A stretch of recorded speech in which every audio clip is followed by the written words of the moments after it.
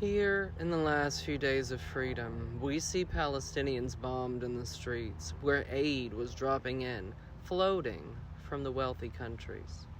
Here, in the last few days of freedom, we watch as Israeli soldiers laugh and joke, drink and smoke, celebrate even, as they search and kill newborn babies.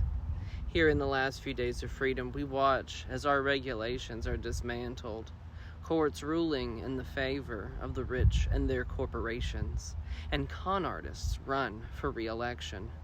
Here in the last few days of freedom, we get lied to every day in every way from every media we play.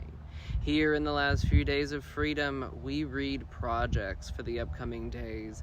Divide us all, restrict the women, ban the gays, and put trans people in a box. Here in the last few days of freedom, Nazis march on our sidewalks, stand behind podiums, and put new laws in place. Here in the last few days of freedom, you've lost your will to fight, your human rights, and the ability to think. Here in the last few days of freedom, you go to church, pray you'll never get hurt.